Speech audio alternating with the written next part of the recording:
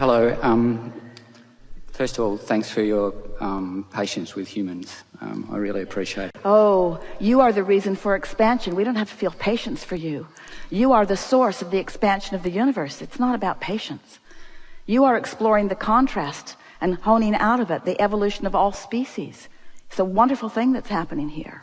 I still think you do a good job, so thanks. My question, and I had a heap of them, but I've only really distilled it down to one because of what I've learnt today, is a lot of people have spoken about, oh, I get it, I suddenly get it. How do I spend more time in staying in, I get it? If you follow what I mean. We do, but how do you know? How are you going to have an aha moment if you haven't had an aha moment? How are you going to know you've got it unless you didn't have it before you got it? I can accept that, but what I'm asking is, how do I spend more time as opposed to what I'm currently spending in the aha moments? By not talking about the time that you're currently spending. By talking more about what that feels like. By reveling more in that. By just tuning yourself softly toward that. And here's the biggest piece that we want you to hear. We so want you to hear this. Stop beating up on yourself when you're not there. Make peace with negative emotion. All of you. We want so much for you to make peace with the glorious guidance system that you have within you. Make peace with negative emotion. Make peace with it. Make peace with it. You could not know a level of pain if it were not for a level of desire. Jerry said that to Esther.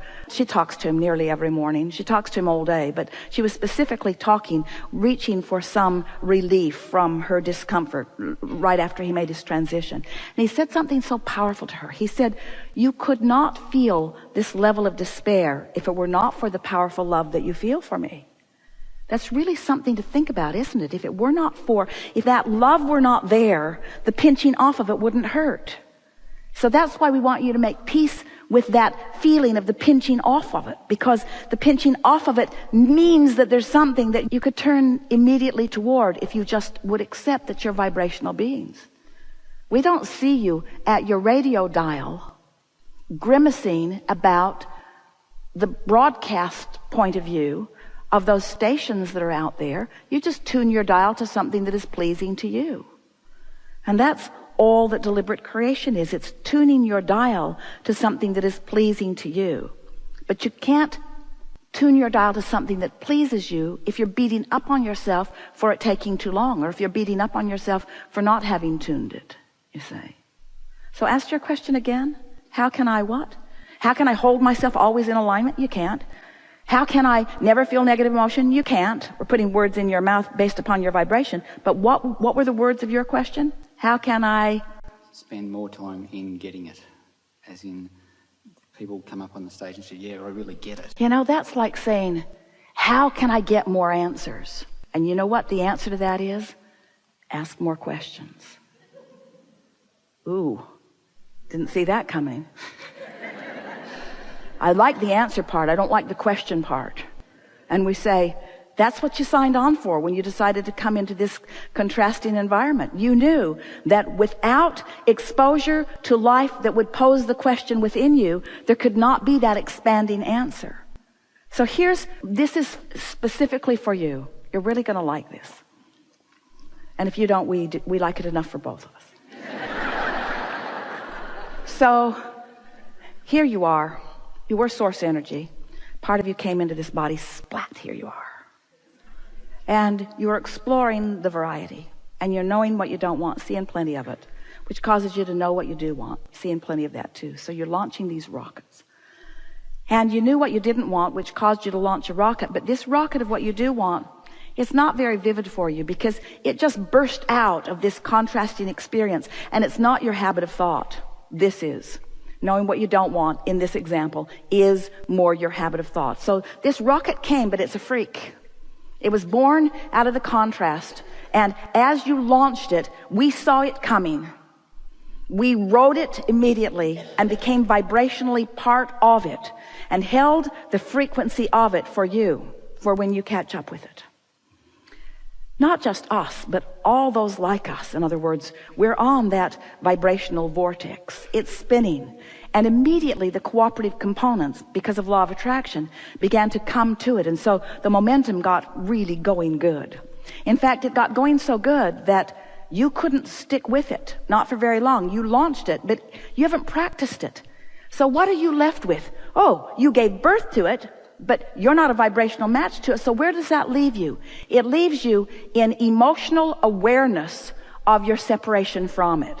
Well, big deal, Abraham. That's not too satisfying. So you're telling me I launched a desire and all I know now is that I'm not a match to the desire? Pretty much.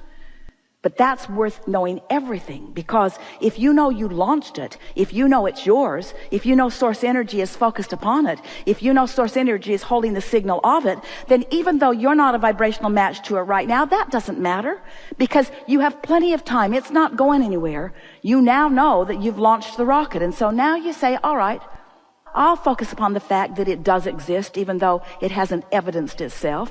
I'll accept that it's in my vortex, even though my point of attraction hasn't allowed me to realize it yet. I'll accept that I've done step 1 and that you're doing step 2, and I'll look forward to step 3. I'll accept all of that. I'm feeling a little better about it just thinking about that. Feeling better about not having the manifestation of it. In fact, maybe even feeling a little eager about it. So now you're talking in general enough terms that you are no longer a vibrational mismatch to it. You are, in general terms, matching it because you believe in law of attraction. You believe in your own worthiness. You believe in being human and launching the desire. And so now you somehow, some way, work yourself into vibrational alignment with it. In other words, you just stop doing the stuff that you've been doing that kept you from being there. You started focusing on laws and processes instead of evidence that was pointing out when you weren't doing it. You started focusing upon the laws and the processes that meant that maybe you could do it. And, all of a sudden, you click into place with it.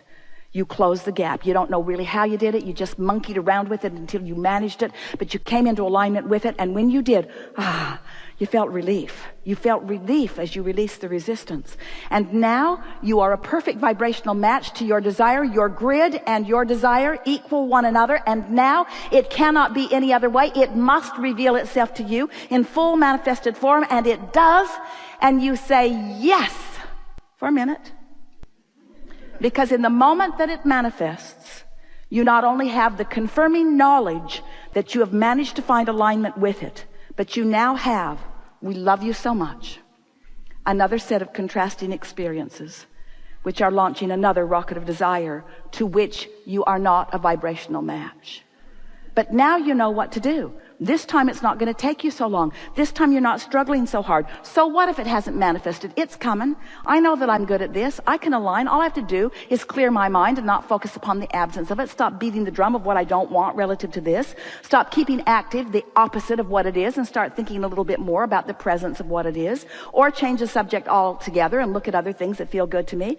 And now somehow, some way, you don't really know exactly how you did it because you did it sort of gradually and incrementally. Maybe someone else walked into your room, some teacher, somebody that's holding you as their object of attention, knowing that you can do something that you didn't know you can do, and suddenly you're in vibrational alignment with it. You don't really even know how you figured it out, but oh boy, did you feel the relief of it as you came into vibrational resonance with this new desire.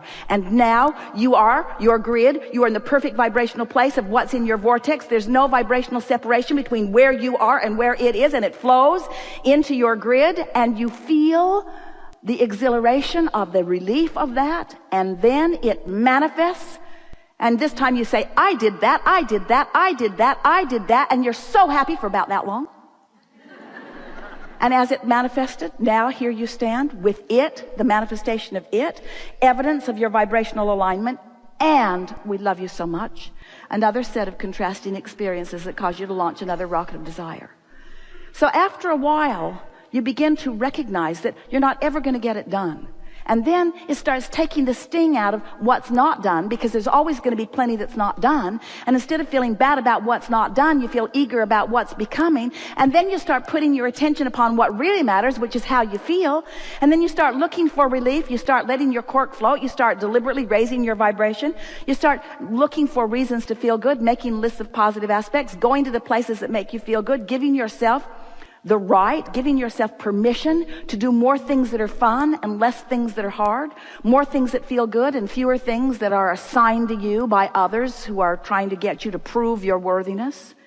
And so you just keep finding yourself in alignment, and then blessed with the manifestation of your desire, and then alignment, and then blessed with the manifestation of your desire, until before you know it, you don't ask the question, how can I be there more of the time? You just acknowledge, hey, I'm there mostly. And every now and again, I get this fantastic piece of negative emotion that lets me know that I have some big expansion that I'm ready to come into vibrational alignment with. And then you begin managing your gap. That's really what this life experience is about. It's about how much endurance you've decided to assign to yourself. I'm going to endure my discord longer. And we say, why? And you say, because it makes me popular among other humans. They seem to like my suffering. And we say, if we were standing in your physical shoes, we'd suffer if we couldn't figure out how to do anything otherwise. But we'd be figuring out pretty quick how to relieve ourselves of the suffering of our own negative attention toward things that are a vibrational mismatch to the whole that we have become. You are the creators of your reality, and you came forth into these magnificent bodies with clear intent. And you knew that you would be exploring the contrast, and you knew that the contrast would inspire you to new heights. And you knew that that vortex would fill to the brim with all kinds of magnificent things, and that law of attraction would bring a synergy to it, and that the cooperative components would all be gathered. And you intended full well to be very speedily along the way to be one of those cooperative components.